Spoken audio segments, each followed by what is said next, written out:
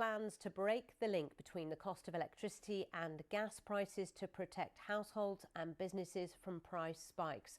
So Britain has been particularly hard hit by the energy crisis sparked by the Iran war due to its reliance on fossil fuel imports, leading to mounting predictions the economy, our UK economy, will suffer more than other developed economies. Energy Secretary Ed Miliband is expected to outline the measures to, quote, double down, not back down on the shift to green power to help combat this, and his announcements will be coupled with those of Rachel Reeves, the Chancellor. Let's talk to Rob Gross, who's Director of the UK Energy Research Centre, also currently serving on the UK Government's Clean Power Advisory Commission. Rob, good to talk to you about this. So can you just explain what the government is proposing to do?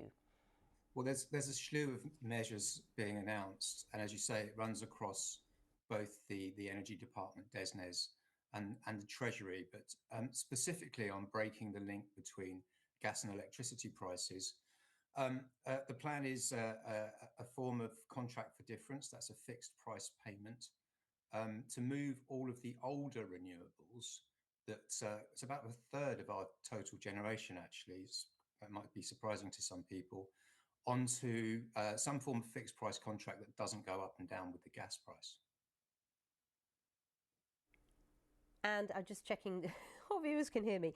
So you've explained what's going to happen and the announcements we're likely to hear. So how will that affect people's bills, domestic bills and businesses' energy costs? Well, it will affect all bills. It's not like the measure that was proposed back in the autumn in the budget, which gave some protection to some older renewables policy costs, but only for households.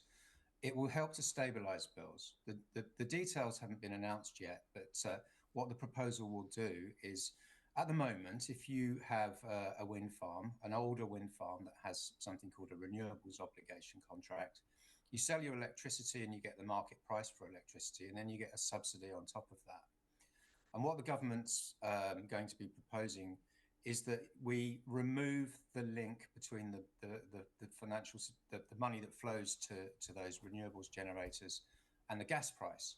So we get nearly 70% of our electricity from things other than gas, and yet for almost all of the generation on the system, if the gas price goes up, the amount of money they receive goes up as well. And what the government is proposing to do is to break that link, and that's actually something that my organisation, UKERC, has been advocating for since the Ukraine crisis, the last energy crisis in 2022. And how soon could this take effect? And does it need other approval? Does it need to go through Parliament or anything of that nature?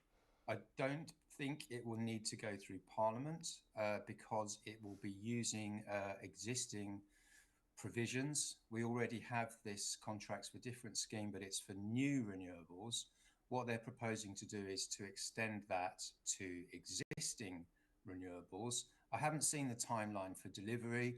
I would obviously hope that they can put it in place as soon as possible. It's a shame they haven't done it already, but early next year would be my guess. Okay. Rob, thanks for explaining all of that. Good to talk to you. Rob Gross there from the UK Energy Research Centre. Just to say there's so much more detail on those proposed announcements from the government on energy on our website. Do take a look. Still to come.